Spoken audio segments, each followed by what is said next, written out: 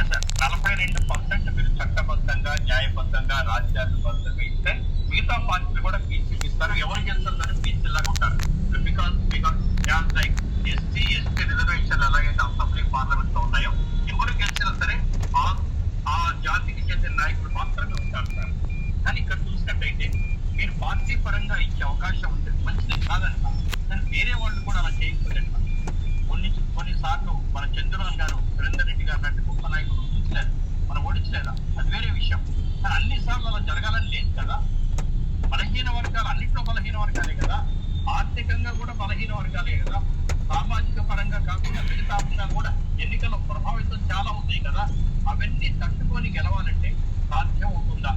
నిలబడగలరు, no doubt అంటారు, కానీ చాలా దూరం అవుతుంది కదా. మరి ఎలా చేద్దాం? సాంబశివరావు గారు నమస్కారం. మీతో పాటు ప్యానల్లో ఉన్నటువంటి దేవి ప్రసాద్ గారికి, రచనారెడ్డి గారికి నమస్కారం. అదేవిధంగా TV5 ప్రేక్షకులందరికీ కూడా నమస్కారం. సాంబశివరావు గారు, దీనికంటే ముందు ఒక రచనారెడ్డి గారు మాట్లాడుతున్నది కూడా నేను విన్నాను, ఫాలో అయ్యాను. సగమే విన్నాను. దేవి ప్రసాద్ గారు మాట్లాడింది నేను ఫాలో కాలేదు, లేటుగా జాయిన్ అయ్యాను.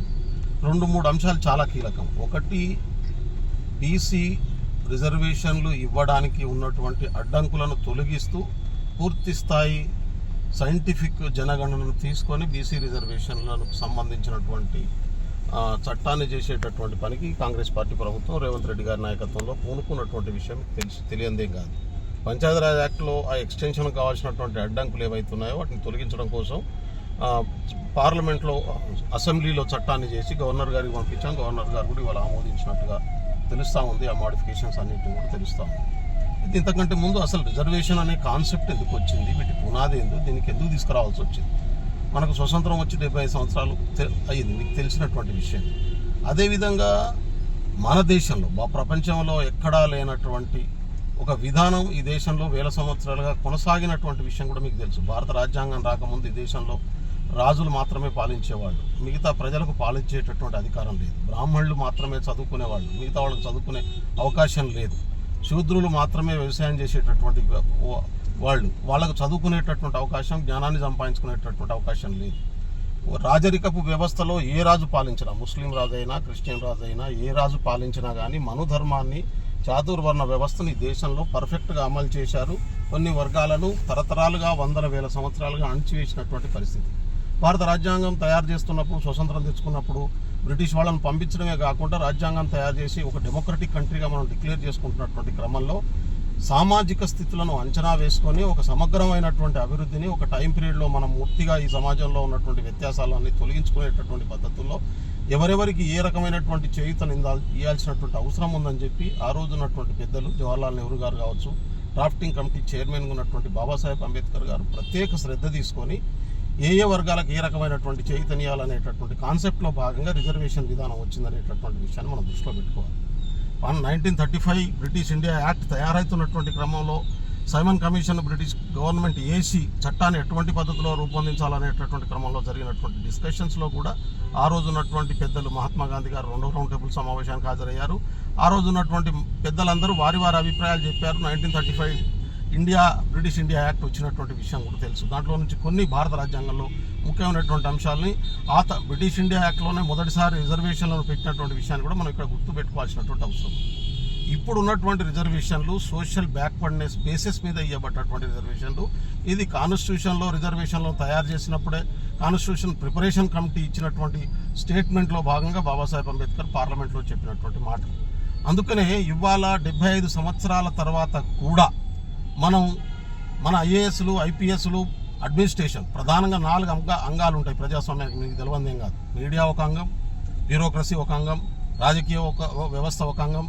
ఈ అంగాల్లో కూడా ఇవాళ జనాభా ప్రకారం అన్ని వర్గాలు సమానమైనటువంటి అభివృద్ధిలోకి ముందుకు పోనటువంటి పరిస్థితి ఉన్నది. ఇది వాస్తవం. కులం పేరు మీద ఈ రోజు వరకు కూడా అణచివేత కొనసాగుతున్నది. ఇది వాస్తవం. జెండర్ పేరు మీద, మహిళలు అనే పేరు మీద, పురుషులు ఎక్కువ వాళ్ళు, స్త్రీలు తక్కువ వాళ్ళు అనే పేరు మీద, వాళ్ళు ఏ కులంలో పుట్టినా వాళ్ళ మీద అణచివేత కొనసాగుతున్నటువంటి మాట వాస్తవం. క్యాస్ట్ డిస్క్రిమినేషన్, జెండర్ డిస్క్రిమినేషన్ అనేటటువంటిది సహజమైన ప్రక్రియగా మన సమాజంలో ఉంది.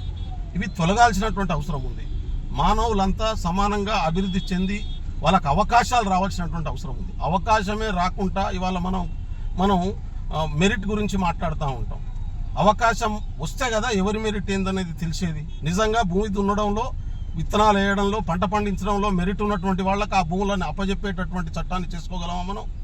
ఒక్కొక్కళ్ళకు ఒక నైపుణ్యం ఉన్నది. కార్మికులు ఉత్పత్తిని చేస్తూ ఉన్నారు, యంత్రాలు నడిపిస్తూ ఉన్నారు. యంత్రాలను ఇచ్చేటటువంటి ఇవాళ చట్టాన్ని చేసుకోగలమా మనం? కాబట్టి అవకాశాల ద్వారా మాత్రమే ఎవరి మెరిట్ ఏంటి అనేటటువంటిది తెలిసేటటువంటి అవకాశం ఉంది. కానీ ఈ దేశంలో దాదాపు 1500 సంవత్సరాలుగా రిజర్వ్ చేయబడ్డటువంటి పరిస్థితి. విద్య ఒకళ్ళకి రిజర్వ్ చేయబడ్డది, పాలన ఒకళ్ళకి రిజర్వ్ చేయబడ్డది, అదేవిధంగా అధికారం ఒకళ్ళకి రిజర్వ్ చేయబడ్డది, సంపద కలిగి ఉండడం అనేది ఒకళ్ళకి రిజర్వ్ చేయబడ్డది. మీరు చెప్పింది సమాజం గురించి చెప్పారు, రాజకీయ పార్టీలు ఆలోచించాల్సిన విధానం గురించి చెప్పారు. నేను అడిగేది ఒకటి, 42% పార్టీ పరంగా ఇస్తారా? రాజ్యాంగ పరంగా వీలవుతుందా? సుప్రీంకోర్టు ఆల్రెడీ 50% చేశారు. మిగతా పార్టీల్ని అంటే మీరు రకంగా టీజింగ్ చేయడానికి మేము 42% ఇస్తాం, మీరు అడగండి. మేము బీసీలు పెడితే మీరు బీసీలు పెట్టదు. ఇటువంటి మాట్లాడడానికి ఉపయోగపడుతుంది తప్ప ఎవరైనా పార్టీ సిద్ధాంతాల ప్రకారం పార్టీ సిద్ధాంతాలను ముందుకు తీసుకెళ్ళడానికి అభ్యర్థులు పెడతారు తప్ప బీసీ అభ్యర్థులు, ఎస్సీ అభ్యర్థులు, ఎస్టీ అభ్యర్థులు కాదు. ఆ నిలబెట్టే వ్యక్తికి ఆ పార్టీ సిద్ధాంతాలు, ఆ పార్టీ పాలసీ, ఆ పార్టీ నాయకత్వం పట్ల అత్యంత విశ్వాసం ఇవన్నీ కలగలిపి కదా సీట్ ఇచ్చేది. ఎస్ సాంబశివరావు గారు, మీరు చెప్పింది 100% కరెక్ట్. నేను ఏకీభవిస్తూ ఉన్నాను.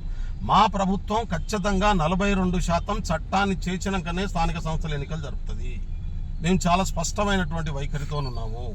ఖచ్చితంగా రాజ్యాంగబద్ధమైనటువంటి విధానాన్ని అమలు చేస్తాము. ఇవాళ జీవో తీసుకొస్తాము.